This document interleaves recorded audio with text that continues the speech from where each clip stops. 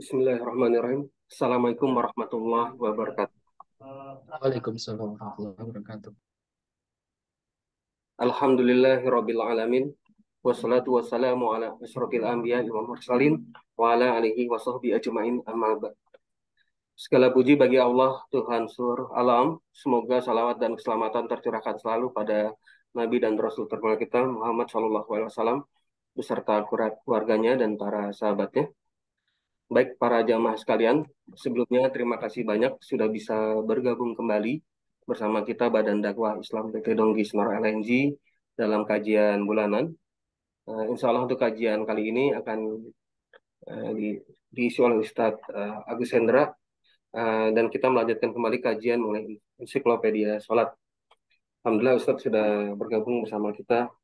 Eh, Baik Ustadz, terakhir kita sampai halaman 581 Ustadz, tentang keutamaan berjalan kaki untuk menghadiri sholat jamaah di masjid, Ustaz.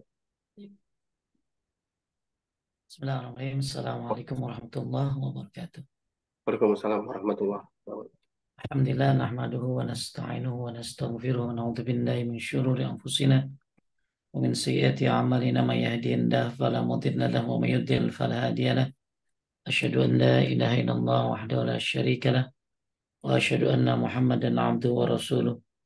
Allahumma shalli wa sallim ala nabiyyina Muhammad wa ala alihi wa sahbihi wa man tabi'ahum bi ihsani ila yaumiddin. Masyaallah ini rahmatullah, alhamdulillah pada hari ini lewat BDI Donggi Senoro Allah Subhanahu wa taala pertemukan kita. Semoga menjadi amal jariah buat para pengurus Majelis Ta'lim Donggi Senoro, dan semoga ini juga mendapatkan ilmu yang bermanfaat pada hari ini. Baik, bismillahirrahmanirrahim. Kita akan lanjutkan kajian kitab Ensiklopedia Salat bab 23, masih tentang berjalan ke masjid ya. Saya akan share screen pembahasannya.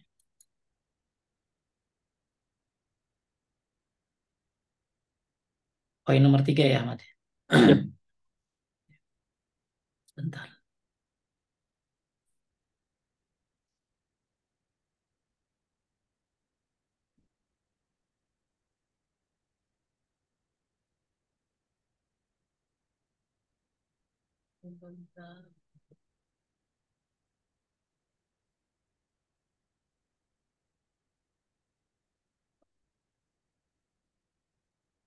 Baik.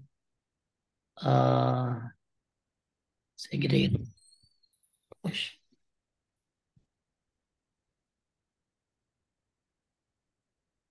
Ya, Kelihatan, Ustaz. baik.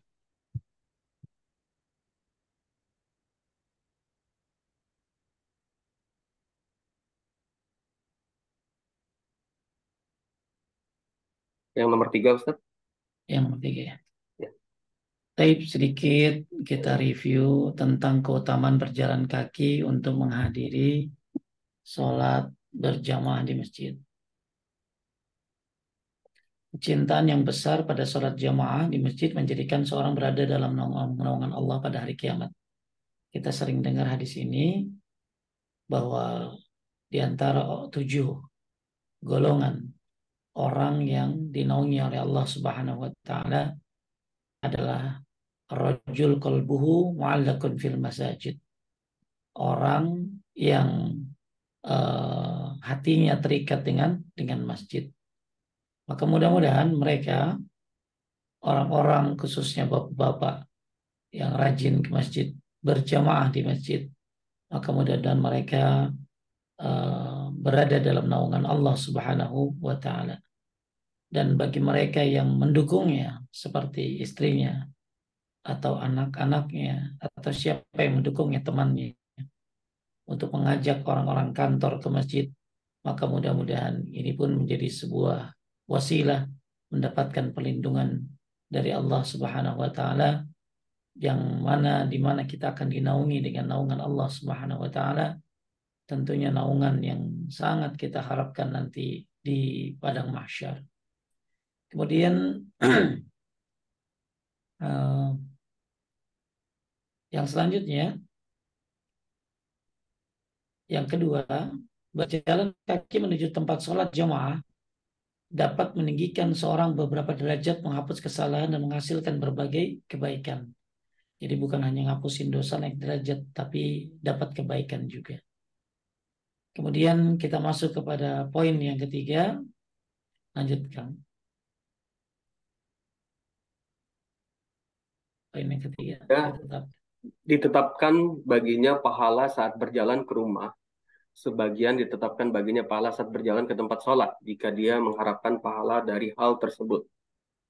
Hal itu didasarkan pada hadis Ubay bin Ka'ab radhiyallahu an. Dia bercerita, ada seseorang dan aku tidak pernah mengetahui seorang pun yang tempat tinggalnya lebih jauh dari masjid selain dirinya. Dia tidak melangkah kecuali untuk sholat. Dikatakan atau kukatakan kepadanya, seandainya engkau membeli seekor keledai yang bisa kamu naiki pada saat gelap dan pada saat panas, dia menjawab, aku tidak ingin rumahku berada di dekat masjid, sesungguhnya aku ingin pahala dari langkahku ke masjid ditetapkan dan langkahku saat kembali ke keluargaku. Maka Rasulullah SAW bersabda, sesungguhnya Allah telah mengumpulkan semuanya itu untukmu. Biasanya Ahmad, kalau orang punya rumah pengennya dekat masjid ya. Iya, Ustaz. Ya, tapi orang ini beda. Dia pengen rumahnya jauh dari masjid. Karena dengan jauh dari masjid, sehingga langkahnya banyak ke masjidnya. Hmm. Sehingga membuat orang-orang yang lain merasa kasihan. Jadi orang-orang kasihan melihat orang yang rumahnya jauh dari masjid, dia jalan kaki. Akhirnya disarankan untuk membeli seekor keledai supaya waktu gelap dan waktu panas dia bisa bisa cepat datangnya. Akan tetapi orang ini Masya Allah memang punya hati yang tegar. Karena mau rumah dekat masjid, kalau hatinya nggak mau ke masjid, ya nggak akan ke masjid. Lucunya ke masjid yang jauh dia datang, bahkan kalau mau ke mana ya, ke naik sepeda, itu kalau naik sepeda subuh-subuh udah jalan, subuh-subuh udah jalan, ngumpul di mana tuh, di mana biasanya Ahmad ngumpul tuh, ya orang-orang pada ngumpul. Jadi sebelum subuh udah pada jalan mereka. Jadi sampai mereka seharian ke jalan-jalan naik sepeda. Mereka bahkan kalau eh, sampai pulangnya Isya kali, seharian main sepeda.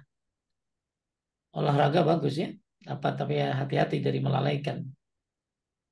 Jadi dia bisa jalan ke tempat yang jauh untuk menjalankan hobinya, tapi kenapa tidak sampai ke masjid depan rumahnya? Mau alarm dipasang, mau alarm dipasang. Sekarang kan apa-apa alarm. Jam ada alarmnya, komputer ada alarmnya, kemudian handphone ada alarmnya. Alarm semua dipasang untuk supaya dia bisa bangun, supaya dia bisa bangun. Tapi nggak akan pernah bangun dia, nggak akan pernah ke masjid karena alarm yang terbaik itu hatinya. Alarm yang terbaik adalah hatinya. Mau dia rumahnya dekat masjid, mau samping masjid, kalau memang hatinya nggak mau ke masjid, maka dia nggak akan mau melangkah ke masjid. Maka yang pasti dia akan dibawa ke masjid sambil pakaikan kafan. Dia akan datang ke masjid, bahkan paling depan Ahmad, bahkan di depan imam. Tapi dalam rangka sholat jenazah badannya, dalam rangka sholat jenazah dirinya yang meninggal dunia. Maka jangan sampai Anda ke masjid hanya mingguan hari Jumat saja buat laki-laki. Jangan sampai Anda ke masjid hanya ketika nanti terakhir kali jasad disolatkan. Kadang-kadang syubhat yang dilontarkan apa Ahmad? Kan ngimamin anak-anak, ngimamin istri. Anda laki-laki wajib ke masjid. Istri sholat dengan anak perempuannya. Dan kewajiban Anda selesaikan. Kalau mau Anda sholat sekali-kali berjamaah, boleh sholat sunnah. Sholat duha berjamaah sekali-kali boleh. Tahajud sekali-kali dengan istri boleh. Tapi kalau sholat wajib berjamaah, gitu sholat 5 waktu wajib di masjid. Jadi Bapak Ibu sekalian yang Allah, orang ini jauh rumahnya dari masjid. Tapi Masya Allah tetap hadir di masjid. Bahkan waktu saya pernah dialog dengan seorang mahasiswa di Madinah, ada orang di Madinah itu kan di Madinah kan tiap sholat duhur, asar, maghrib, isya, subuh selalu ada sholat jenazah ya mati. Ya, nah orang itu cerita bahwa di depan sana maksudnya di shop pertama ada orang yang katanya tiap hari sholat berjamaah di masjid dan itu sudah melakukan itu katanya 20 tahun. 20 tahun dia sudah membiasakan sholat berjamaah di masjid. Ya, 20 tahun sholat jamaah, 20 tahun sholat jenazah, habis itu nganterin ke kuburan. Jadi tiap hari dapat 5 kirot. Masya Allah. Investasi yang besar nanti di akhirat. Dan dia sudah melakukan itu katanya, saya lupa antara 20 atau 40 tahun ya, dengar-dengar ya. Luar biasa istiqomahnya. Maka mudah-mudahan kita bisa istiqomah ya. Enggak ada kata terlambat. Yang sudah tua pun bisa memulai dari sekarang. Bahkan banyak di masjid-masjid yang udah tua-tua udah pada ke masjid. Ya Alhamdulillah. Daripada enggak. Ya, di Masjid Ahmad banyak yang tua-tua. Banyak Ustaz. Banyak sekarang yang tua-tua ke masjid Alhamdulillah. Bahkan sekarang yang muda-muda pun banyak yang ke masjid Alhamdulillah. Makanya kalau heran juga, makanya waktu itu saya kan bimbing haji gitu ya, teman. Ada jamaah nanya saya, kirain anak orang yang udah pulang haji pasti ke masjid ya. Ternyata enggak juga ya. Jadi dia kaget gitu, karena lihat jamaah-jamaah haji yang udah pulang ke Indonesia tidak rutin ke masjid, kecuali ya mungkin maghrib atau Jumatan. Entah sehari berapa kali dia ke masjid, tapi sholat, tapi bukan di masjid. Orang itu nanya sama saya heran ya. Kirain orang kalau udah pulang dari haji pasti ke masjid. Ya saya bilang ya enggak lah. Dia hajinya doang, dia datang jauh-jauh ke Masjidil Haram. Kalau Anda lagi di Masjidil Haram, ya lagi di Makkah, ya Anda lafaznya talbiyah, labbaik Allahumma labbaik. Tapi begitu Anda datang ke Indonesia, maka lafaznya adalah Allahu Akbar, Allahu Akbar. Anda datang ke masjid. Jadi belum tentu orang yang pulang dari haji, umrah, dia bisa terus ke masjid. Nah ini bagaimana hatinya, bagaimana dia menuntut ilmunya. Maka mudah-mudahan walaupun belum pada haji, tapi udah pada ke masjid insya Allah. Karena kan kita udah bahas, pahala orang ke masjid itu kayak haji. Sholat sunnahnya kayak umrah. Orang yang ke masjid tamu Allah. Kita sudah bahas itu. Ya, mungkin harusnya ada yang ini kali ya, Mat ya. Ada yang ngerangkum ya. Jadiin poster, ditulis, ditaruh di masjid-masjid atau disebar di internet. Banyak banget keutamaan ke masjid itu. Jadi, Bapak Ibu, orang ini jauh dari masjid dan dia tetap ke masjid. Bahkan pernah viral ya. Ada bapak-bapak ke masjid, hanya berbuta dia. Dia bermodalkan tali yang diikatkan dari rumahnya ke masjid.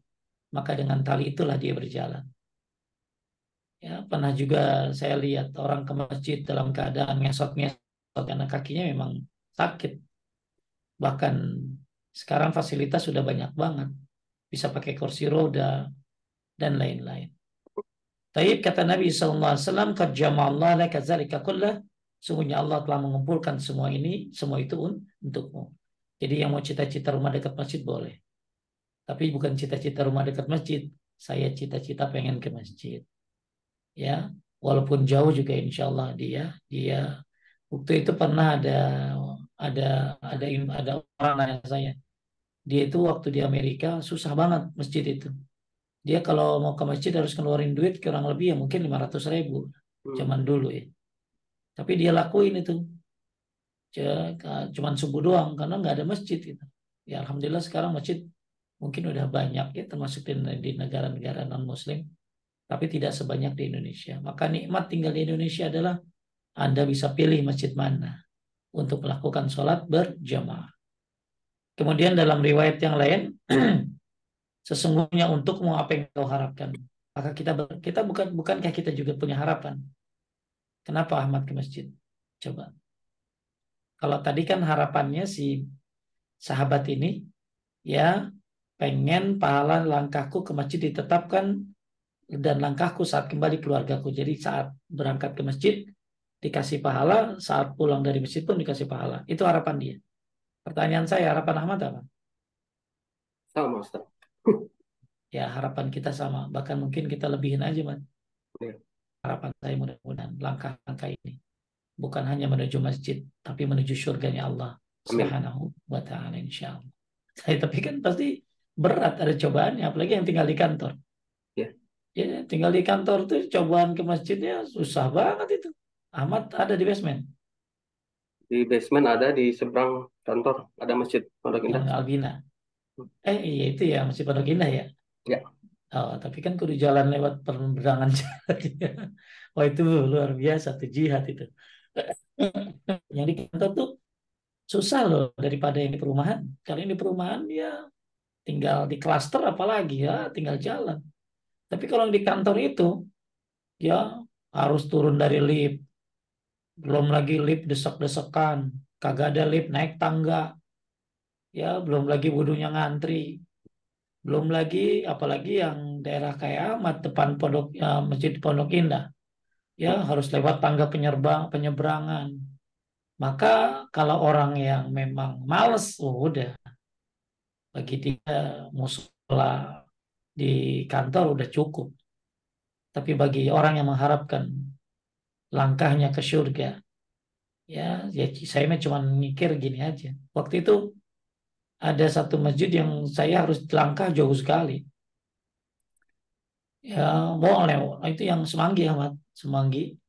Terus ada masjid di Samsat kan ya, itu kan di dalam masjidnya. Ya. Saya harus lewat jalan layang gitu loh ya, naik ini, waktu terus langkah lagi ke sana jauh. Tapi apa yang membuat saya semangat tetap ke masjid? Saya cuma pikir langkah kaki saya ini banyak banget maksiatnya dulu lagi muda. Maka mudah-mudahan langkah kaki ini akan menghapuskan dosa-dosa saya dulu di masa muda. Bukankah kaki ini banyak dilangkahkan di masa SMP, SMA, kuliah ke tempat-tempat yang tidak bermanfaat, ya bahkan ke tempat-tempat yang haram mungkin. Mudah-mudahan langkah kaki itu akan menutupinya, ya. Nah, itu dan mudah-mudahan bisa ketutup, bisa ada lebih insya Allah. Ya, Amin. karena Nabi kan innalaka mahtasabta. Semua itu apa yang kau harapkan.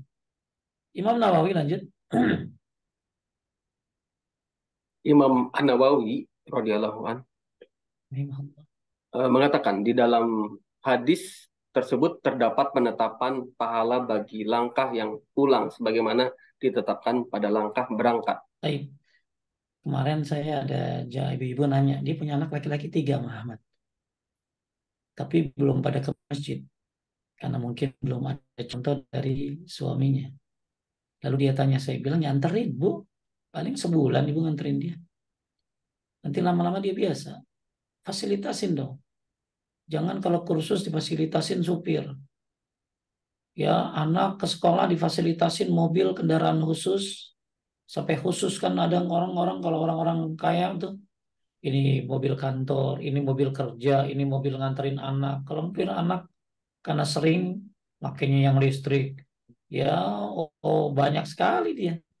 Kendaraan fasilitas ini buat belanja.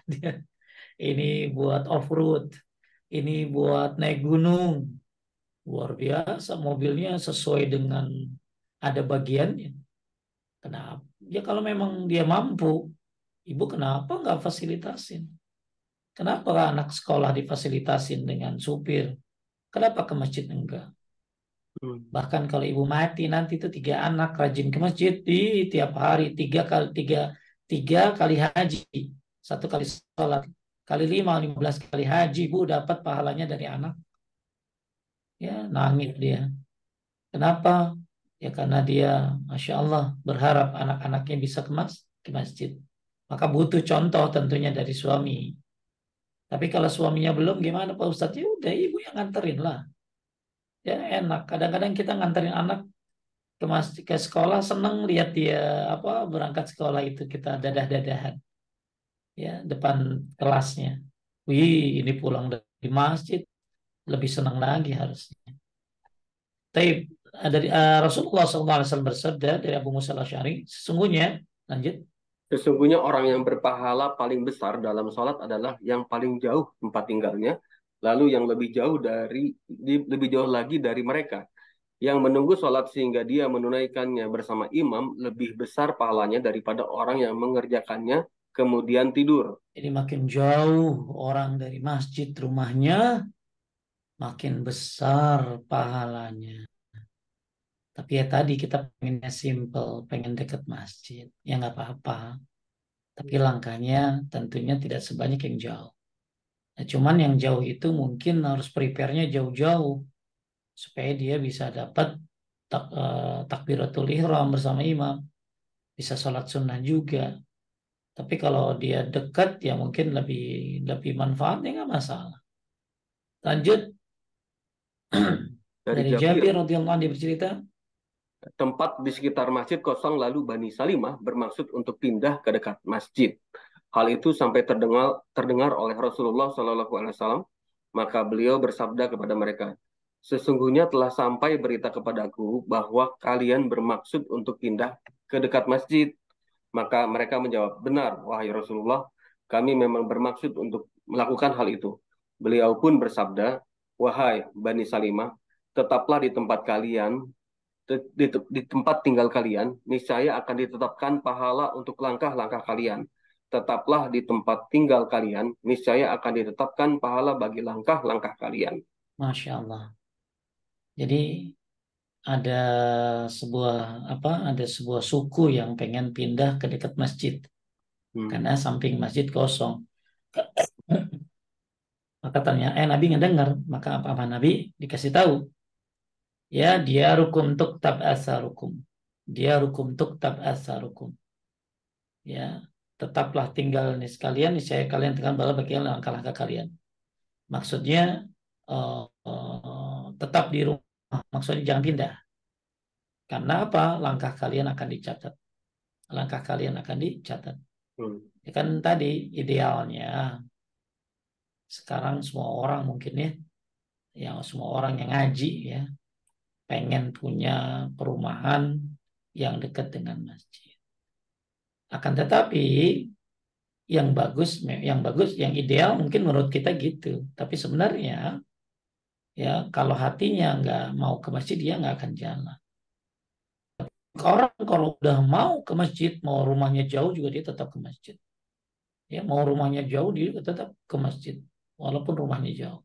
Karena tadi hatinya adalah pengingatnya yang terbaik. Kemudian ini dua cerita tentang seorang yang jauhnya rumah dari masjid sampai dikasihani, tapi ternyata dia bangga jauh dari masjid.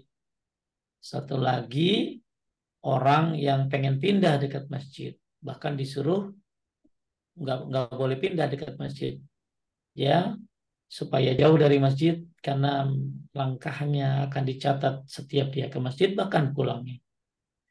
Taib itu yang ketiga tentang keutamaan ke masjid dengan berjalan kaki, tapi kalau pakai kendaraan boleh ya. Apalagi takut ketinggalan takbiratul ihram boleh. Ada yang berpendapat karena salah fatwanya Syekh Utsaimin dia dihitung sesuai dengan perputaran rodanya. Ya. Tapi kalau dia jalan jauh lebih bagus. Yang keempat, berjalan menuju salat jamaah dapat menghapuskan dosa. Ya, nah ini masya Allah ya, ini termasuk amalan yang yang yang bukan hanya mengangkat derajat, tapi juga menghapuskan dosa. Ini yang sudah pernah kita bahas juga sebenarnya ya. Tapi kita baca saja hadisnya. Lanjut. Maukah kalian kata Nabi SAW? Maukah? Maukah kalian aku tunjukkan kepada perbuatan yang dengannya Allah akan menghapuskan dosa dan meninggikan derajat? Mereka menjawab, mau wahai Rasulullah. Beliau menjawab, menyempurnakan wudhu pada saat yang tidak disukai atau menyulitkan, banyak melangkah ke masjid dan menunggu sholat setelah sholat. Itulah ar-ribat. Dan itulah ar-ribat, perjuangan. Taib, ya, ini dalil kalau satu amal yang menghapuskan dosa dan naik derajat, diantaranya berwudu pada saat tidak disukai, lagi dingin, selama tidak bahaya. Berwudu lagi dia sakit, ya selama tidak bahaya. Berwudu lagi keadaan cuaca yang nggak bagus, ya dia tetap berwudu, maka ini bisa menghapuskan dan menaikkan derajat. Kemudian juga melangkahkan kaki ke masjid, kemudian juga menunggu sholat demi sholat. Taib yang kelima, berjalan ke tempat sholat jamaah setelah menyempurnakan wudhu dapat menghapuskan dosa. Ya, hal tersebut dasarkan hadis Mas bin Utsman bin Affan radhiyallahu an, dia bercerita Rasulullah shallallahu alaihi wasallam bersabda, lanjut, barang siapa? Barang siapa berwudu untuk mengerjakan sholat dan dia menyempurnakan wudunya, kemudian berangkat untuk menunaikan sholat wajib, dan dia mengerjakannya bersama orang-orang atau bersama jamaah atau di masjid, maka Allah akan memberikan ampunan kepadanya atas dosa-dosanya. Taib yang sunnah memang wudhunya di rumah ya, Ahmad ya. Ya. Ya, lalu jalan, ya, kemudian berangkat ke masjid, ya, maka Allah akan berikan ampunan kepada atas dosa-dosanya. Jadi banyak banget ampunan ketika Anda mau melaksanakan sholat. Ini belum bicara sholat ya, baru langkah. Baru wudhu, ya wudhu aja udah ngapusin dosa. Langkahnya aja udah ngapusin dosa, naik derajat dan kebaikan. Ya, doa, kemudian apalagi kalau dia lagi sambil ke masjid, dia berdoa ya, berdoanya. Kemudian ini baru bicara tentang tentang langkah saja. Belum dia dengerin azan, belum dia salat tahiyatul masjid, belum dia doa antara azan dan qomat. Apalagi dia salat jamaah di masjid.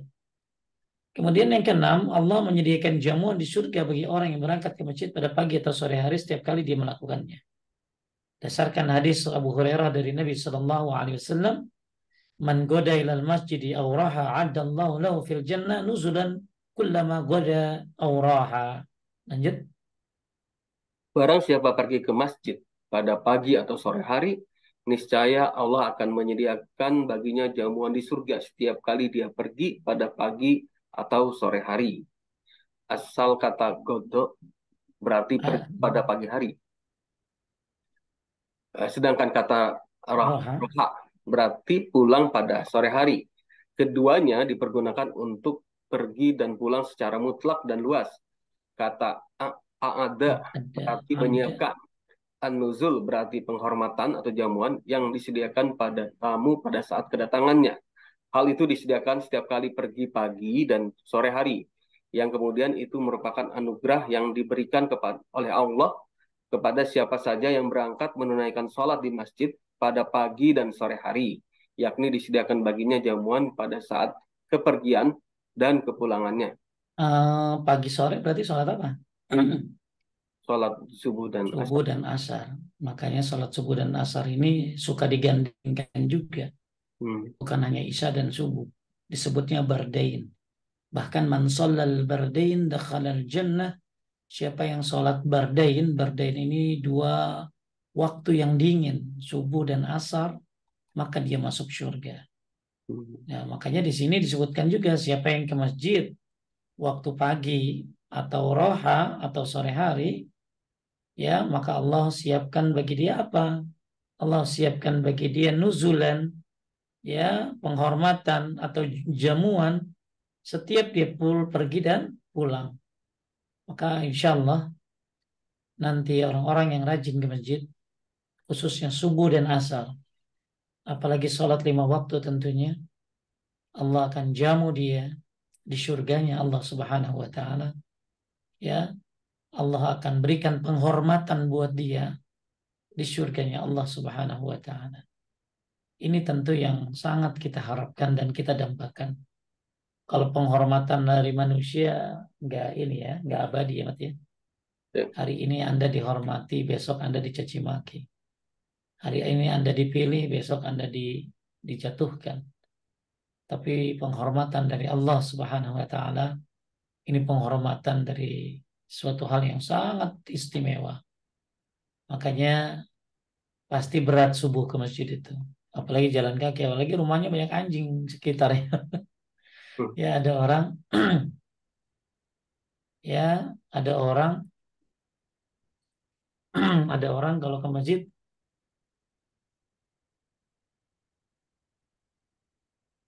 bentar.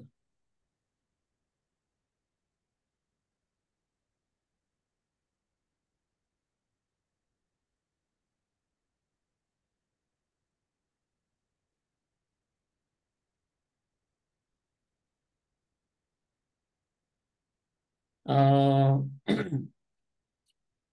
kan ada orang kalau apa? Kalau kalau dia di perumahannya itu banyak anjingnya sampai ini dia nggak berani jalan kaki, ya. Karena kalau dia jalan kaki pasti di apa digonggongin gitu, ya. Maka akhirnya dia naik motor, ya nggak masalah. Itu ada uzur berarti. Luar biasa perjuangannya. Subuh itu berat bangun, jangankan jalan bangun aja susah orang. Jangankan jalan bangun aja susah kemarin, ya. Apalagi jangankan bangun jalan ke masjid, bangun jalan ke kamar mandi aja susah. Tapi Hmm. masya Allah, hati yang kuat, hati yang cinta kepada Allah, dia jalankan subuh ke masjid, sore ke masjid asar, bahkan 5 waktu. Pasti dong ada penghargaan. Orang di RT aja orang berprestasi suka ada penghargaan. Di kantor ada penghargaan. Ini apalagi. Ya jalan ke masjid pasti ada penghargaannya. Nah penghargaan itulah yang kita harapkan buat laki-laki nanti di surganya Allah Subhanahu Wa Taala. Allah berikan apa? Nuzulan. Ya Allah berikan jamuan. Allah berikan penghormatan buat orang-orang yang sholat subuh dan asar berjamaah di masjid. Kemudian yang ketujuh, lanjut. Yang ketujuh, barang siapa berangkat menunaikan sholat jamaah, lalu tertinggal sedang dia sudah terbiasa melakukannya, maka baginya pahala seperti orang yang menghadirinya. Hal tersebut berdasarkan pada hadis Abu Hurairah radhiyallahu an. Dia bercerita, Nabi Shallallahu Alaihi Wasallam bersabda, barang siapa berwudu dan dia melakukannya dengan sebaik-baiknya, kemudian berangkat ke masjid dan ternyata dia mendapatkan orang-orang sudah mengerjakan sholat, maka Allah Subhanahu Wa Taala memberikan kepadanya pahala seperti pahala orang yang mengerjakan dan menghadiri sholat tersebut tanpa mengurangi pahala mereka sedikit pun. Baik, ya. Hmm. Jadi siapa yang datang ke masjid walaupun terlambat, Hmm. walaupun waktunya sudah habis, ya.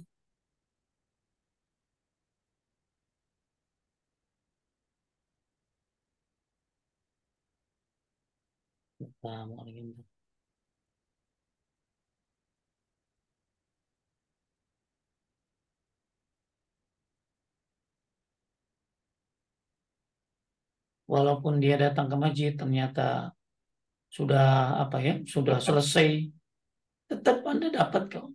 Karena niat Anda kan pengen sholat, ya, pengen sholat di masjid.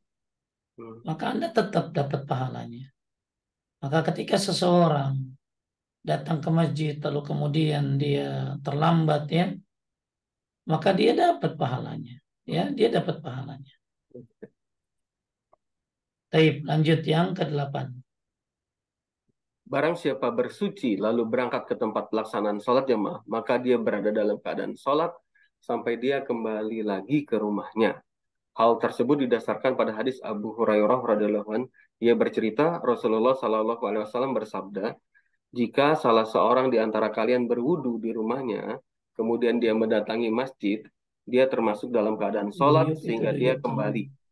Hendaklah dia tidak melakukan begini dan beliau menjalinkan jari jemari beliau. Taib.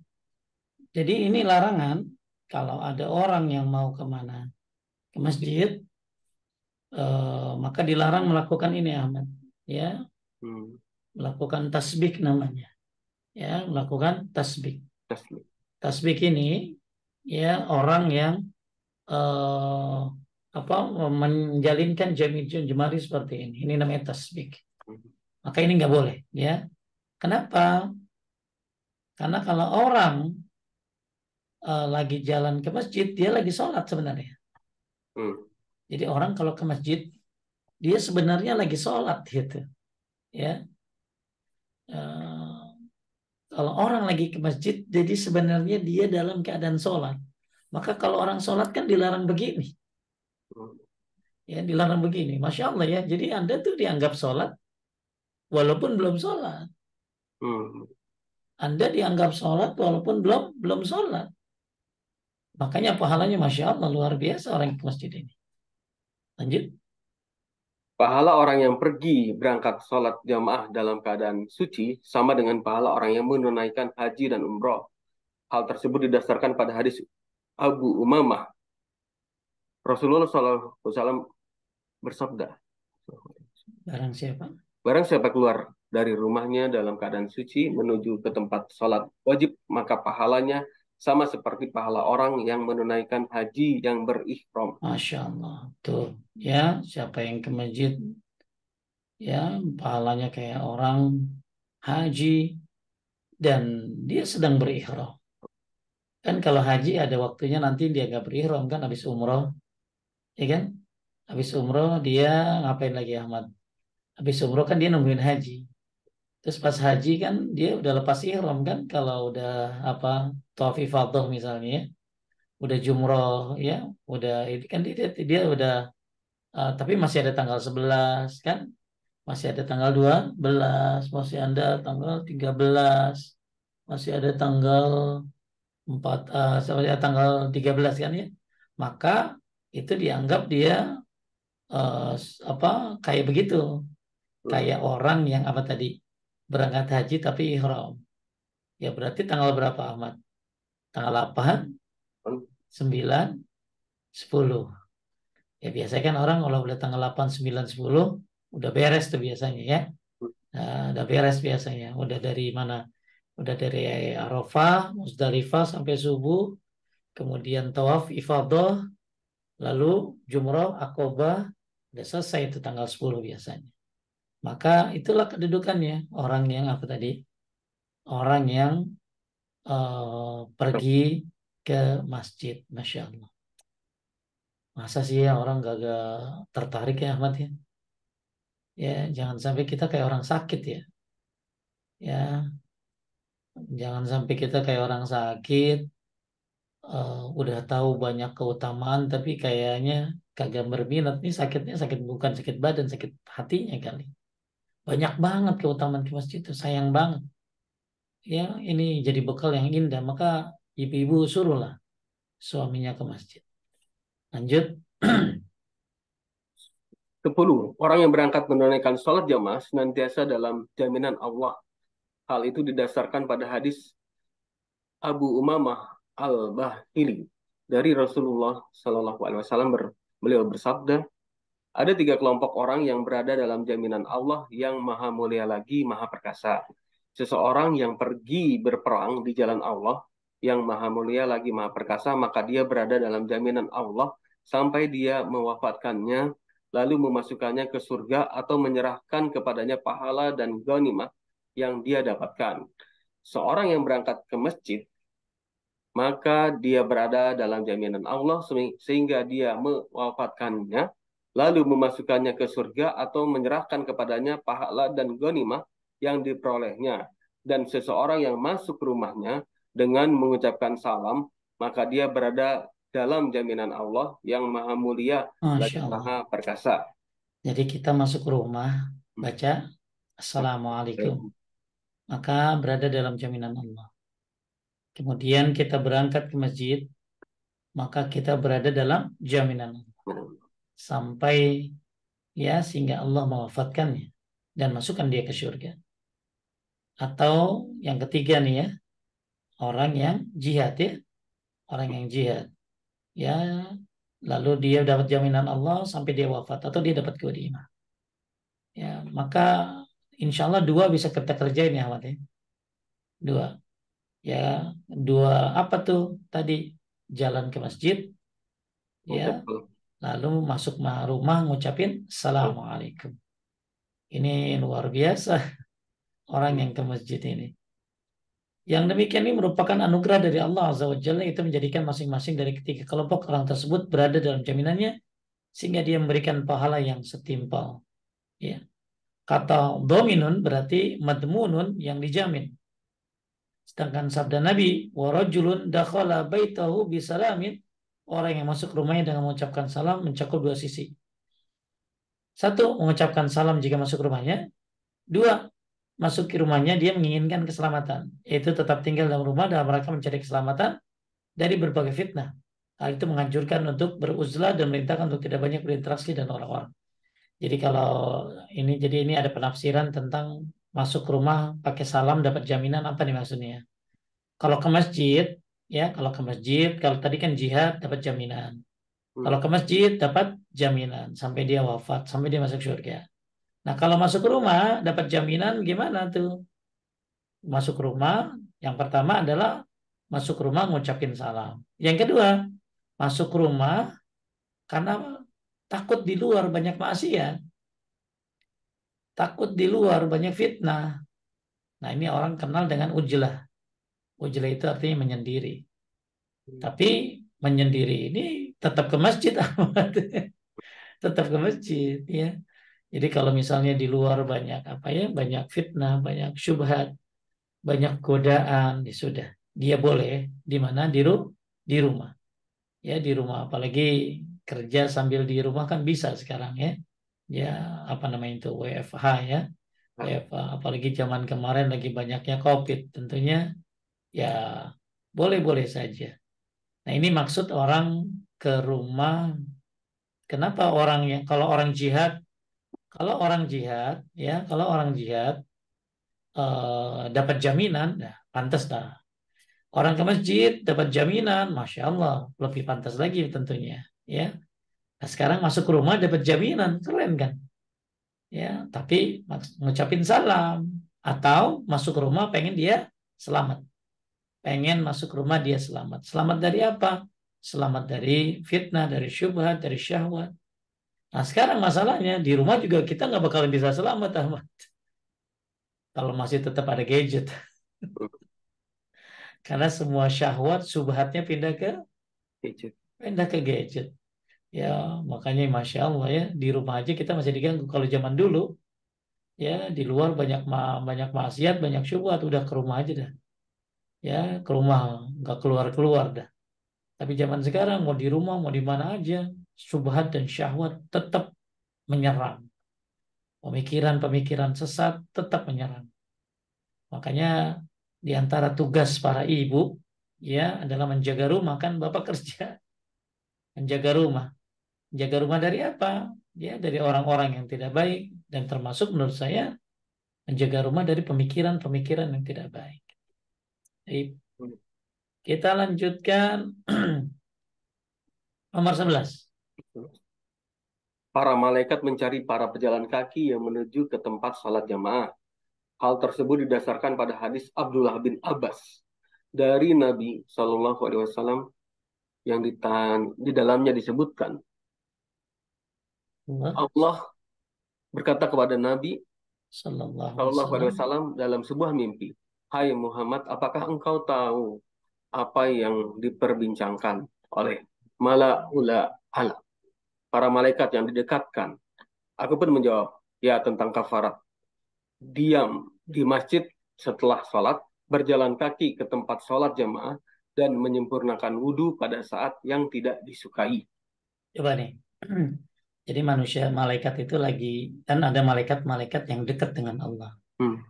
Ya, kan ada pemimpin para malaikat dan ada malaikat-malaikat yang disebut dengan malaul a'la. Termasuk orang kalau baca Qur'annya pinter.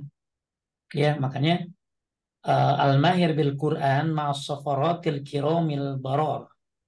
Orang yang mahir baca Qur'annya, ya, mahir baca Qur'annya pinter, maka dia akan bersama dengan para malaikat yang mulia lagi taat. Nah, para malaikat ini juga ada yang dekat, ya, dekat dengan Allah Subhanahu wa taala. Di antaranya tentu malaikat-malaikat yang punya kedudukan-kedudukan yang tinggi. Ada malaikat yang ngangkat arsy tuh Ahmad. Itu malah disebutnya malaikat yang very very important itu. Karena dia tugasnya ngangkat arsy Allah Subhanahu wa taala. Nah, malaikat ini ternyata sedang berbincang-bincang. Apa yang diperbincangkan oleh malaikat tentang kafarat? Kafarat itu apa, Ahmad? Ahmad, kafarat itu apa? Penghapus dosa. Terus, Ya, kafarat itu pokoknya penghapusan ya. Bagaimana cara apa kayak orang bersumpah tapi bohong demi Allah tapi bohong, maka kafaratnya apa? Kafaratnya orang yang bersumpah bohong. Kafaratnya dia puasa 3 hari berturut-turut. Kalau nggak bisa dia kasih makan 10 orang miskin. Nggak bisa juga dia kasih pakaian buat fakir miskin. Itu kafarat namanya. Nah ternyata malaikat juga lagi bincang-bincang tentang kafarat. Ternyata apa yang tentang kafarat apa? Diam di masjid setelah sholat. Maka bagus kalau habis sholat ya jangan capcus langsung. Zikir dulu. Ya kalau memang ada waktu dari maghrib ke isya ya tungguin lah. Daripada macet kagak sholat isya atau nanti sholat isya jam 10. Mendingan tungguin sebentar dari maghrib ke isya. Berjalan kaki ke tempat sholat jamaah. Ternyata malaikatnya lagi memperbincangkan tentang hal-hal seperti diam sholat, apa, diam di masjid setelah sholat, jalan kaki ke tempat sholat, dan menyempurnakan wudhu pada saat tidak disukai. Nah, lanjut ya Ahmad. Barang siapa? barang barang siapa mengerjakan hal tersebut, dia akan hidup dengan baik dan mati dengan baik pula. Dia juga akan terlepas dari dosanya seperti saat dilahirkan oleh ibunya. Baik, Masya Allah. Ya, Hmm. dia bakalan apa? Mati baik, hidup baik.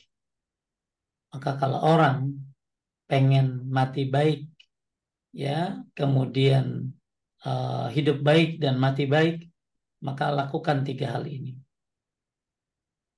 Diam di masjid setelah sholat, jalan kaki ke tempat sholat jemaah, dan menyempurnakan wudhu. Maka disebutkan asya bi khairin wa mata bi khairin. Hidup baik, mati juga baik. Bahkan diampuni dosanya oleh Allah Subhanahu wa taala. Ajib, Masya Allah nih. Ya, ini berarti kalau orang pengen husnul khotimah kali amat ya. Ya, maka alhamdulillah kalau bapak ibu, bapak-bapak, suami-suaminya, anak-anaknya sudah rajin ke masjid. Mudah-mudahan hidupnya baik. Ya, dan tentunya bukan hanya hidup yang baik, pengen mati pun Baik. dalam keadaan baik. Nah, ini buat siapa nih? Buat orang yang duduk di masjid setelah sholat, berjalan ke masjid dan untuk sholat jamaah, dan berwudu saat yang tidak disukai. Maka di sini karena tersebut maka dia hidup dengan baik dan mati dengan baik pula. Nah, ini udah apa ya, Masya Allah, ini kayak indahnya banget nih. Ya, Allah kasih hidup yang baik. Siapa yang nggak pengen hidup baik? Jadi hidup baik itu ya jangan mikirin punya mobil Tesla. Hidup baik itu jangan mikirin cuman punya rumahnya ada kolam renang. Hidup baik itu ketenangan pada jiwanya. Hidup baik itu qanaah. Hidup baik itu selalu mudah dalam beribadah kepada Allah. Makanya kata Imam Ash-Shatibi, yang namanya kebahagiaan itu ada ada di antara satu, 7 apa 6 saya lupa. Satu, mudah dalam melaksanakan ketaatan. Tuh. Jadi kalau orang mudah dalam melaksanakan ketaatan itu orang bahagia. Mau mau haji gampang, mau umroh ya gampang, mau zakat gampang, mau ke masjid gampang. Yang kedua, tanda orang bahagia kata Imam Ash-Shatibi, ya amalnya itu sesuai dengan sunnah. Jadi walau dia rajin ibadah tapi amalannya sesuai sunnah. Nah, itu orang bahagia. Karena kalau nggak sesuai sunnah ya tertolak dong. Yang ketiga, wasuhbatuhu li ahli salat. Dia punya teman-teman yang baik. Bahagia banget kalau punya teman-teman yang baik. Yang keempat, orang bahagia itu kata Imam Syatibi, dia berbuat baik pada teman-temannya. Bukan hanya punya teman, tapi dia berbuat baik sama teman-temannya. Yang kelima, orang yang bahagia itu kata Imam Syatibi, orang yang kebaikannya menyeluruh. Dia bukan hanya berbaik kepada temannya, tapi kepada keluarganya, bahkan kepada binatang pun dia berbuat baik. Yang keenam, wahtimamuhu lil muslimin. Orang bahagia itu punya perhatian kepada kaum muslimin. Ya kita sedih keadaan Maroko sedang gempa, maka kita doakan semoga mereka sabar dan semoga cepat berlalu gempanya. Kita dengar kaum muslimin terjadi apa-apa ya kita berdoa. Kita jadi punya perhatian. Yang terakhir, orang bahagia adalah mempergunakan waktunya dengan sebaik-baiknya. Maka Bapak Ibu sekalian dimuliakan Allah Subhanahu wa taala, kita pengen hidup baik. Ya, maka hidup baik ini ya salah satunya adalah ini. Yuk laksanakan sholat berjamaah di masjid buat laki-laki. Insya Allah Allah berikan kehidupan yang baik. Apalagi bukan hanya hidup baik tapi mati yang baik. Ini sesuai dengan firman Allah surat An-Nahl ayat 97. Ya. Kemudian yang ke-13. Berangkat ke tempat sholat jamaah merupakan salah satu faktor penghapusan berbagai dosa. Nah Hal ini ini ini hadisnya nyambung ke sini ya. oh, Jadi hadis di sini tuh ada 3 kan keutamaannya. Ya, hidup baik, mati baik, kemudian diampuni dosanya seperti bayi yang baru lahir dari perut ibunya. Masya Allah tuh. Wa kana min khati'atihi kayamin waladathu ummuh. Dia akan terlepas dari dosa seperti saat dilahirkan oleh ibunya. Ini berarti hebat banget orang yang bisa salat jamaah di masjid. Ya, hidup baik, mati baik, diampuni dosanya sebagaimana bayi yang dilahirkan dari perut ibunya. Kemudian yang 14, lanjut. Allah memuliakan orang yang mendatangi masjid. Hal tersebut didasarkan pada hadis Salman dari Nabi Shallallahu Alaihi Wasallam. Beliau bersabda, barang siapa berwudu di rumahnya kemudian mendatangi masjid, berarti dia sebagai tamu Allah dan merupakan kewajiban bagi yang dikunjungi untuk memuliakan tamunya. Dari Amr bin Maimun, dia bercerita, aku pernah bertemu dengan beberapa orang sahabat Rasulullah Shallallahu Alaihi Wasallam. Mereka semua tengah mengatakan, masjid-masjid itu adalah rumah Allah dan sesungguhnya merupakan kewajiban bagi Allah untuk memuliakan orang yang mengunjunginya. Baik, Masya Allah. Jadi yang ke masjid itu tamu Allah. Kita kan taunya tamu Allah itu 3. 1 orang haji, 2 orang umroh, 3 orang jihad. Ternyata di hadis ini disebutkan bahwa yang namanya orang yang datang ke masjid fahuwa zairullah, dia adalah tamu Allah. Orang kan tafsir kalau menyebut tamu Allah haji ya nanti. Ternyata Masya Allah laki-laki tamu Allah nih setiap pulang dari masjid. Maka ibu-ibu ya nggak apa-apa ngomong sama istrinya, sama suaminya. Masya Allah, zairullah. Ahmad, zairullah. Ya, Masya Allah. Ahmad, tamu Allah. Maksudnya baru pulang dari masjid. Gitu loh. Ya. Nah, makanya kata sahabat Nabi SAW, masjid-masjid adalah rumah Allah. Sesungguhnya merupakan kewajiban bagi Allah untuk memuliakan orang yang mengunjunginya. Ya, kemudian masjid itu adalah Allah di muka bumi dan merupakan kewajiban kita memuliakan yang mengunjunginya. Insya Allah yang datang ke masjid pasti akan dimuliakan oleh Allah Subhanahu wa taala. Orang kita datang ke rumah teman aja dimuliakan kok. Dikasih makanan enak. Apalagi ini datang ke rumah Allah. Ya. Maka inilah bagian daripada kebahagiaan yang akan Allah berikan buat yang suka ke masjid. Anda tamu Allah dan Allah pasti akan memuliakan. Kemudian yang ke-15, Allah Subhanahu wa taala Allah Subhanahu wa taala merasa gembira dengan perjalanan hambanya menuju ke masjid dalam keadaan sudah berwudu. Hal tersebut didasarkan pada hadis Abu Hurairah radhiyallahu an. Dia bercerita Rasulullah Shallallahu alaihi wasallam bersabda, Tidaklah seorang berwudu dan melakukannya dengan sebaik-baiknya, seraya menyempurnakannya, lalu mendatangi masjid dan dia tidak berniat kecuali untuk mengerjakan sholat di dalamnya, melainkan Allah merasa senang karenanya, seperti senangnya keluarga yang kehilangan anggota dengan menemukannya kembali. Kita kalau ada orang ya, kalau ada Hmm. orang keluarganya hilang, dicari-cari, ternyata berapa hari baru ketemu, senangnya minta ampun. Nah sekarang ternyata senangnya Allah, gembiranya Allah terhadap orang yang kemana? Yang ke masjid. Dan dia memang pengen sholat. Maka senangnya Allah lebih daripada ya senangnya, melainkan Allah merasa senang karenanya. Seperti apa? Seperti senangnya orang yang kehilangan anggota dan kemudian menemukannya kembali. Masya Allah. Ternyata Allah Subhanahu wa Ta'ala senang, gembira dengan orang-orang yang ke masjid. Nah, gimana yang nggak ke masjid? Nggak mau bikin, nggak mau coba itu ke masjid biar pahalanya banyak, biar Allah senang. Ya, tapi ini yang ke-15, Masya Allah. Ini poin-poin yang indah-indah semuanya nih buat orang yang ke masjid. Mudah-mudahan walaupun lewatin jalanan ya amat ya, walaupun lewatin penerbangan jalan akan kulalui.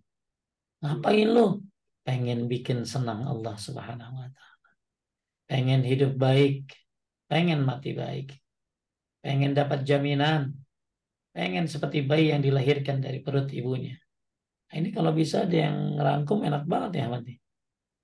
Ya, Hmm. saya yakin ya mungkin ya saya aja termotivasi, apalagi yang mungkin ini ya, Masya Allah. Ini indah-indah semuanya nih. Mudah-mudahan Ahmad dan kawan-kawan di BDI ya, mudah-mudahan termotivasi untuk bisa ke masjid.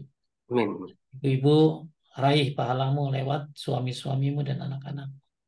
Ini bukan perkara kecil, ini perkara hebat.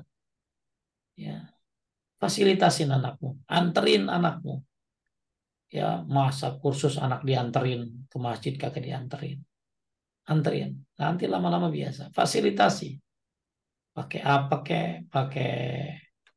Pakai beliin apa kek ya? Mungkin pedal listrik apalah. Taib. Eh, yang ke-16 yang terakhir. Nur. 16. Nur yang sempurna pada hari kiamat kelak bagi orang yang berjalan ke masjid dalam keadaan gelap gulita. Hal tersebut didasarkan pada hadis Buraidah dari Nabi Shallallahu Alaihi Wasallam bahwasanya beliau bersabda, berilah kabar gembira kepada orang-orang yang berjalan dalam kegelapan malam menuju ke masjid dengan cahaya yang sempurna pada hari kiamat kelak. Oh ya, siapa yang jalan ke masjid malam, berarti malam ini maksudnya Isya dan subuh, maka akan dapat cahaya yang sempurna nanti pada hari kiamat. Ingat loh, ke akhirat itu gelap, maka butuh cahaya. Maka nanti di akhirat ada orang cahayanya kayak apa Ahmad? Kayak gunung, bahkan lebih besar daripada gunung. Ya, itu level yang tinggi tuh, cahayanya gede, besar kayak gunung, bahkan lebih besar daripada gunung. Nanti ada orang yang cahayanya di akhirat tuh kayak pohon korma di sebelah kanannya. Mungkin kayak buat tiang listrik dia. Tapi nanti ada orang Ahmad cahayanya di jempol kakinya. Kadang hidup, kadang mati. Kalau hidup dia jalan, kalau mati dia berhenti. Bahkan nanti di akhirat ada orang yang tidak punya cahaya sama sekali. Bahkan dia mengejar-ngejar orang-orang Islam. Lalu dia bilang begini, mintalah cahayamu. Apa kata Ahmad? Carilah cahayamu sendiri. Maka di akhirat kita butuh cahaya. Kita di kuburan juga butuh cahaya. Maka terangilah, yuk terangilah kuburmu. Terangilah rumahmu dulu sekarang dengan cahaya sholat. Dengan cahaya jalan ke masjid. Terangi lingkunganmu, masjid dengan depan rumahmu. Dengan cahayamu yang datang ke masjid. Maka mudah-mudahan kuburanmu pun bercahaya. Mudah-mudahan kegelapan di padang mahsyar pun Allah selamatkan dengan cahayamu. Ya Allah selamatkan kita dengan cahaya-cahaya salat berjamaah. Dan makanya salah satu doa ke masjid apa Ahmad? Allahumma ja'al fi qalbi nur. wa fi lisani nuran, wa fi sam'i nuran, wa fi basari nuran, dan seterusnya. Ya Allah, berikan cahaya pada hatiku, cahaya pada lisanku, cahaya pada telingaku, cahaya pada mataku, penglihatanku, cahaya depanku, belakangku, kanan, kiriku, atas, dan bawah, sampai berikan cahaya pada darahku. Itu doa masuk doa ke masjid tuh. Makanya kita berharap dapat cahaya. Ya, nah gimana cara dapetin cahaya? Banyak cara dapetin cahaya. Uban tuh cahaya, tapi jangan ngandelin uban, gitu ya. Hmm. Ya, uban tuh cahaya. Terus apa lagi? Ya jalan ke masjid, jalan ke masjid. Ya, tapi inilah 16, ya, 16 eh, keutamaan berjalan ke masjid.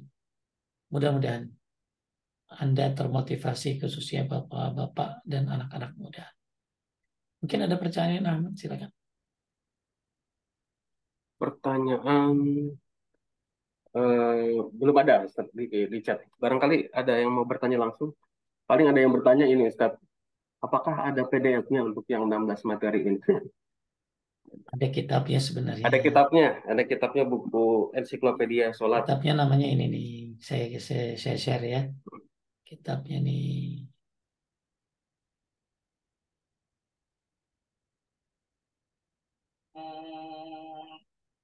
خاشعة أبصارهم ترهقهم ذلة وقد كانوا يدعون إلى السجود وهم سالمون.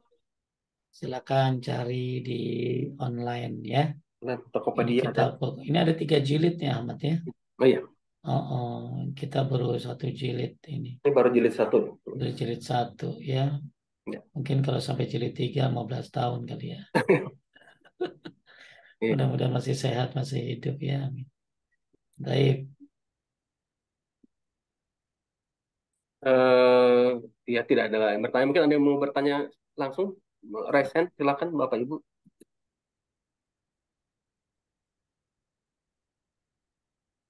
Nggak ada Ustaz.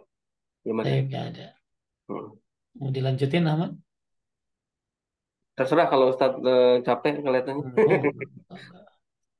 Kita lanjutin aja. Boleh. Maksimal sampai jam. Kita etika sampai jam berapa, Ahmad?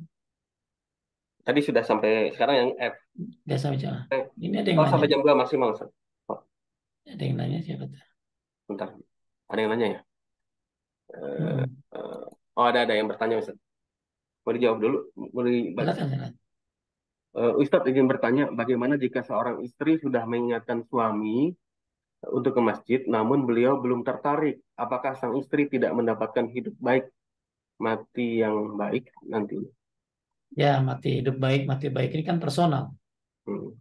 Ya, personal. Maka suami kalau pengen hidup baik, ya caranya begitu. Nah, kalau istri gimana Pak Ustadz pengen hidup baik? Ya, istri juga kan pengen hidup baik 4 caranya. Sholat, puasa, jaga kehormatannya, taat pada suaminya dalam hal yang baik, tentunya hal yang ma'ruf. Maka silakan dia masuk surga dari pintu yang dia inginkan, yang mana saja. Kalau pengen hidup baik, ya bertauhid kepada Allah Subhanahu wa taala. Kalau pengen hidup baik, ya jaga keimanan pada Allah Subhanahu wa taala. Ikuti sunnah Rasulullah Sallallahu Alaihi Wasallam. Maka banyak cara untuk hidup baik, ya, dan kita raih semuanya. Jadi jangan sampai begini ya, ke masjid tapi korupsi, ya jangan. Ya. Jadi Islam ini kan menyatu dalam satu kesatuan, nggak bisa dipisah. Jadi dia ke masjid mulu Pak Ustaz, tapi korupsi, ya bukan bukan sholatnya yang salah, orangnya yang error berarti. Jadi kalau ibu udah nasihatin suami belum juga, maka yang nasihatin jangan ibu. Siapa? Mungkin ibu bisa undang siapa ya? Siapa ustadz yang sunnah, yang mungkin ibu kenal di mana ya? Ya, atau ibu panggil Ustadz Khalid atau siapalah ya, panggil ke rumah. Atau Ustadz Ahmad Rahman ya, panggil ke rumah Hmm. untuk tausiah ya. Untuk mengundang Ustadz lagi ya, Ustadz. Kalau Ustadz Agus sudah kecapean. Ya, panggil ya banyak ustadz-ustadz muda sekarang ya yang dari lulusan Madinah, lulusan Lipia, lulusan Al Irsyad ya. Nah, nah pesan deh tentang jangan nembak langsung, bahasnya tentang bagaimana bersama keluarga menuju surga. Kan enak tuh judulnya amat ya. Hmm. Bersama keluarga menuju surga. Nah, di dalamnya ya terangin tuh tentang bagaimana kewajiban seorang suami. Titipin di situ. Nggak bisa juga Pak Ustadznya udah kasih tahu nggak bisa juga ya udah suruh Hmm. siapa anaknya. Hmm. Iya anak tuh. Bapak kalau disuruh anak, apalagi anak yang perempuan ya, apalagi yang kecil. Makanya ajarin dulu anaknya ke masjid. Ya dulu saya pernah ya lagi capek. Ya kan namanya orang capek ya. Aduh dah Isa di rumah aja dah oh, ngantuk banget dah, capek banget dah. Begitu ajan anak saya datang. Ayah, ayo ke masjid. Yang kecil, ayo ke masjid. Bagaimana kita mau nolak? Gitu. Ya, ayo, ayo, ayo. Ya, jadi kalau nggak bisa ibu yang ngajarin, coba anaknya yang ngajarin deh. Ya, makanya anaknya dulu yang sudah harus ke masjid. Makanya ada seorang jamaah cerita, kenapa dia jadi member masjid? Itu gara-gara anaknya. Hmm. Jadi anaknya itu pengennya kalau pengen suka sering nginep di rumah pamannya atau kakeknya saya lupa. Kenapa sih kamu sering banget ke rumah paman sono? Habis enak dekat masjid, kata gitu.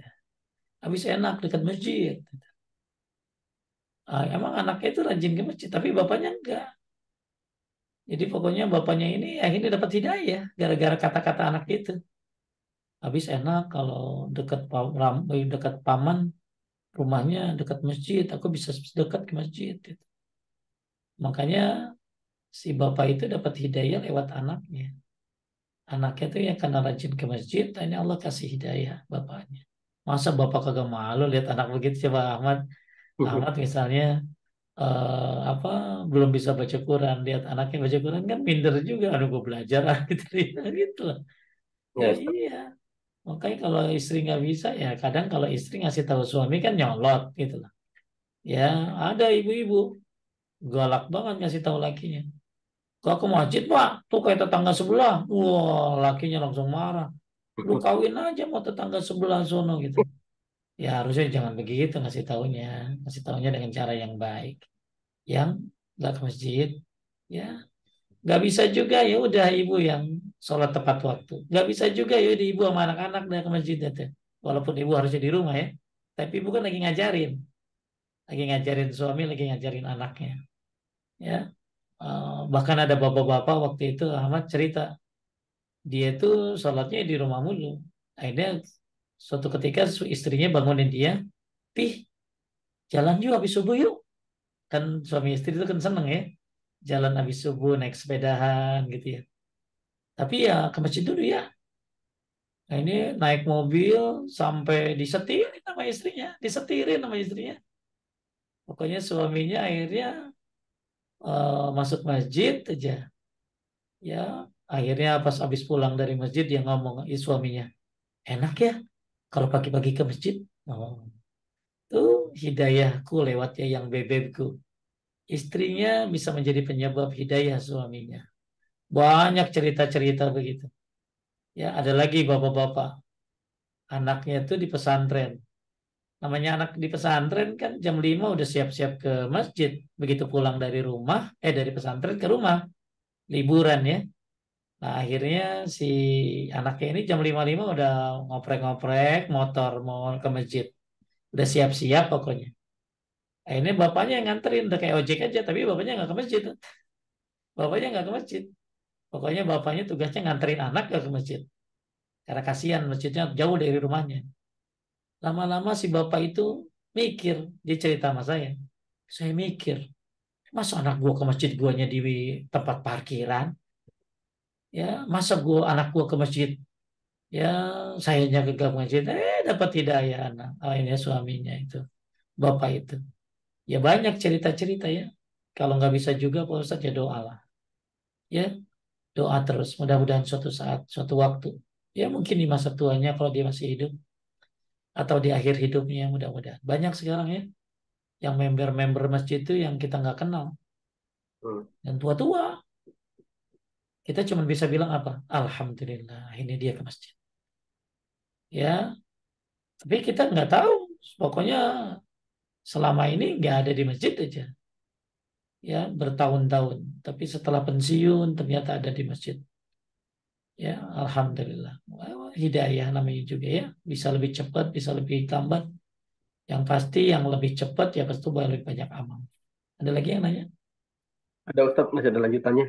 Hmm. Eh, Bagaimana jika ke masjid tapi suami mengikuti zikir bersama, bersalaman bersama-sama? Qadarullah beliau belum mengaji sesuai sunnah, Ustaz. Ya salaman mah boleh tuh. Salaman tuh begitu ketemu.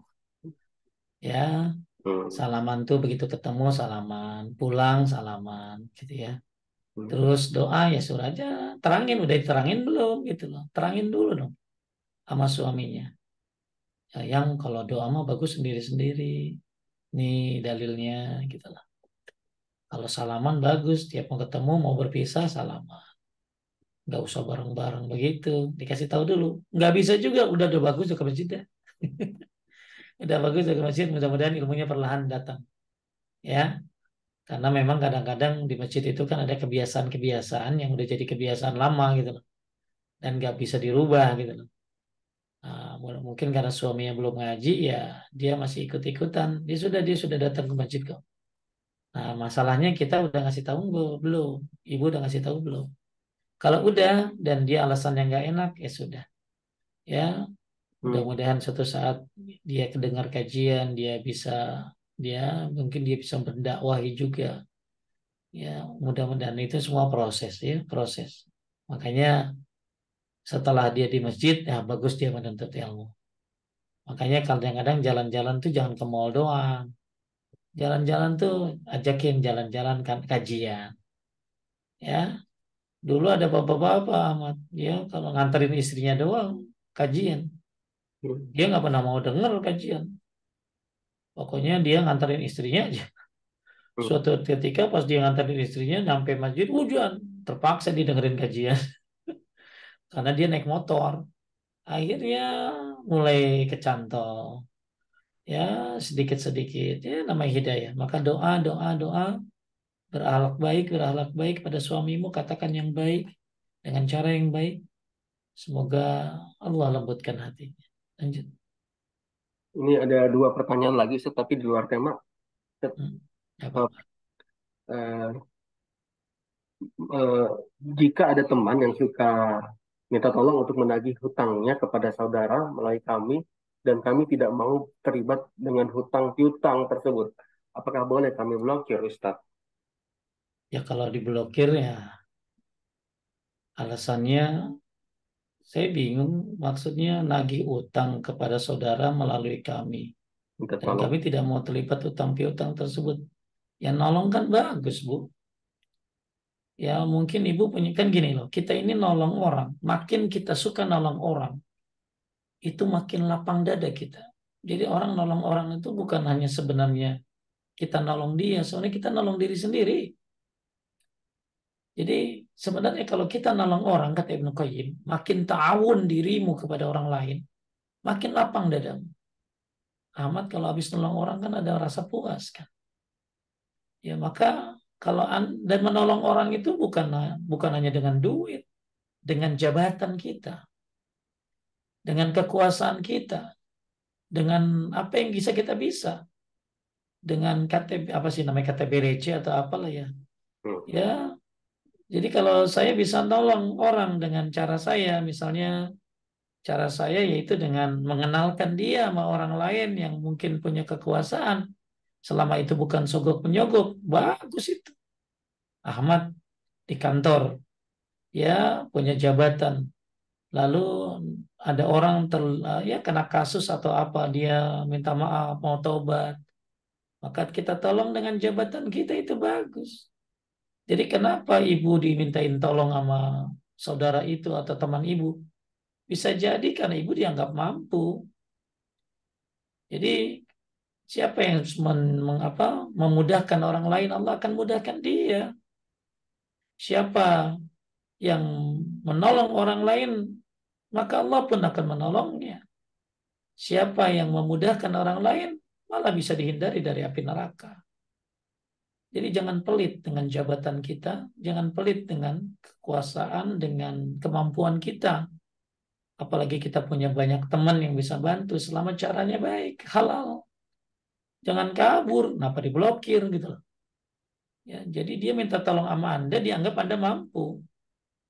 Ternyata malah diblokir gitu. Harusnya coba dulu. Maaf, baik saya coba ya Bu. Nah, ternyata nggak bisa. Baru bilang, maaf Bu, saya udah usaha tapi nggak bisa. Gitu loh. Jadi harus punya kepedulian kepada saudara. Walaupun dia saudara jauh kaum muslimin, apalagi saudara dekat. Ya, jadi kata Ibnu Qayyim al-Jauziyah, makin dia menolong saudaranya, makin lapang dada dia. Maka orang kalau pengen lapang dada suka nolong orang lain. Dengan apa? Dengan cara yang kita mampu. Cara yang kita bisa selama itu disyariatkan dan dihalalkan. Baik, lanjut. Ini Ustadz, tetangga di rumah suka memanggil saya Ibu Haji, sedangkan saya belum haji. Saya sudah bilang bahwa saya belum haji. Kalau panggil cukup Ibu saja. Bagaimana menyikapinya, Ustadz? Mudah-mudahan jadi doa. Ya, amin. Yang penting dia udah nerangin. Hmm. Ya. Yang penting dia udah nerangin. Ya kayak Ya. ada orang, Ustadz Agus Hendra LC. Saya bukan LC. Saya dokter Andes kalau zaman dulu. Saya SAG, Sarjana Agama. Lagian nggak usah pakai gelar, nggak usah lah, capek. Gelar nggak ada maknanya. Yang penting kan ilmu dan akhlak. Ya, ilmu dan akhlak itu yang terpenting. Percuma gelar banyak tinggi. Kalau ternyata nggak ada ilmunya, nggak ada akhlaknya. Jadi emang nggak boleh amat melabelkan sesuatu yang bukan milik kita. Hmm. Apalagi label almarhum. Ya, jadi kalau ada ibu bilang Ustaz, ibu ibu Haji apa kabar? Saya bukan Haji tahu gitu loh. Panggil ibu aja. Tapi dia nggak bisa ya udah mungkin orangnya mulutnya mengudah radial begitu. Ya mulutnya satu paket kali belum bisa. Emang udah kebiasaan kan. Yang penting kita udah ngasih tahu. Bukan, saya bukan Bu Haji, ya. Bahkan kalau ibu udah haji, Bu, jangan senang dibilang Bu Haji mah. Jadi jadi sekarang gini, kalau ibu belum haji, nggak mau dipanggil haji kan. Bahkan ibu kalau udah haji pun nggak usah mau dipanggil haji. Haji Ahmad Rahman, enggak. Haji itu rahasia kita dengan Allah. Saya punya dosen, udah meninggal. Saya dosen yang nulisin haji, dokterandus, apa gitu. Dicolet haji saya. Jangan pakai haji di nama saya. Haji bukan urusan saya sama kamu. Haji urusan saya sama Allah. Ya kadang-kadang kan ada orang kalau udah haji maunya panggil haji. Ahmad, kakak nengok. Ahmad, kakak nengok. Haji Ahmad, nengok dia apa gitu ya. Enggak. Walaupun ibu udah haji, ya nggak usah orang bilang haji. Ya, jadi ya intinya haji ini rahasia kita dengan Allah. Jadi Anda jangan GR kalau dipanggil haji, walaupun Anda udah haji jangan. Ya, nah, kalau belum haji gimana? Ya dikasih tahu, saya bukan haji. Yang penting udah ngasih tahu ya. Lanjut. Ini bertanya tentang warisan, Ustadz. Bagaimana menyadarkan adik dan abang yang selalu berebut warisan sampai-sampai saya sudah sebagai penengah dan tidak menginginkan pembagian tersebut jadi tersangkut-sangkut dan hingga anak-anak saya pun yang tidak bersalah dikatakan hewan dan yang hina. Tapi di sisi lain ibu terkadang juga suka berubah-ubah pikiran atau mudah diprovokasi. Tidak ada ketetapan prinsip bagi beliau. Sampai abang bermain dukun segala, Ustaz. Eh, Bagaimana sarannya, Ustaz? Intinya bagian warisan itu hak, ya Ah, hak itu. Ya kadang-kadang oknumnya banyak. hmm, Oknumnya yang pertama ibunya hmm, nahan-nahan, ya kan? nggak mau bagi. Padahal harta kan punya bapak. Tatkala bapak meninggal, ibunya nahan, nggak boleh tuh. Ya, makanya kalau punya ibu yang soleha, masya Allah, ayo bagiin warisan silakan. Nah, ya, karena itu memang hak ahli waris. Jadi bagian warisan itu bukan suatu hal yang warisan itu bukan suatu hal yang tabu. Warisan itu hak kalau orang tuanya bapaknya ya sudah meninggal. Ya, dan nanti kan ibu juga dapat warisan, dapat bagian gitu loh. Hmm. Anak laki dapat bagian, anak perempuan dapat bagian. Nah, yang disebut berebut warisan ini apa kan gitu loh. Hmm. Ya, apakah masing kan jadi kalau yang bagus kan caranya undang ustadz. Pertama sih bukan undang ustadz dulu. Ini apa sih namanya kalau ngitung-ngitung itu apa namanya? Ahli. Bukan ngitung-ngitung investasi itu rumah di sini dihituin apa tuh namanya tuh? Dinilai dulu Ya program dinilai apa namanya tuh bahasa itunya tuh kerennya tuh. assessment. Jadi apa aja yang mau dibagi tuh, apa aja yang mau dibagi nilai tuh. Pak ada tim khususnya itu aman. Hmm. Ada tim khususnya bayar itu. Ya Hmm. bayar buat tim. Oh ternyata yang harus dibagi sekian M. Hmm. Ada 10 M. Oke. Rumah ini sekian. Nah, baru deh dibagi sesuai syariat Islam. Sekian M ini buat laki-laki sekian, buat perempuan sekian, buat ibu sekian. Nggak percaya juga, baru panggilin ustadz yang memang ahli dalam bidangnya. Ya, ada ustadz-ustadz yang ahli dalam bidang waris ya, Ustadz Buldan, bagus tuh kalau mau nomornya boleh. Ustadz Taufik juga ada bagus bidangnya. Warisan itu memang kan ada ahli-ahlinya ya. Kalau saya bukan ahlinya. Jadi oknumnya bisa jadi ibunya. Kedua oknumnya, jadi kalau anak kita hanya nuntut doang gitu loh, nuntut. Ya, biasanya kalau anak ya yang perempuan nggak mau bagiin secara syariat Islam, nah, ini juga salah, oknum juga tuh. Hmm. Ya, nah ini jadi bisa jadi oknumnya ibunya, bisa jadi oknumnya adalah anak perempuan, bisa jadi oknum yang lainnya baru deh anak-anak yang laki-laki yang mungkin pengen warisannya yang di sini, di sini, di sini. Maka harus dinilai dulu. Dinilai nanti kalau kamu ngambil ini kamu akan dikurangi karena begini ya. Jadi dinilai dulu lah. Itu ada pressure namanya. Hmm. Bagian pressure apa namanya? Kayak gitu lah. Ya, mudah-mudahan dimudahkan Bu. Ya, panggil kalau memang. Jadi dinilai dulu lalu kemudian saat dinilai itu kan tetapkan sesuai syariat ya. Kemudian nggak ngerti juga panggil ustadz yang menerangkannya, hukum-hukumnya kayak apa. Nggak ngerti juga, ya udah doain aja deh orangnya. Lanjut, Ya, Ustaz.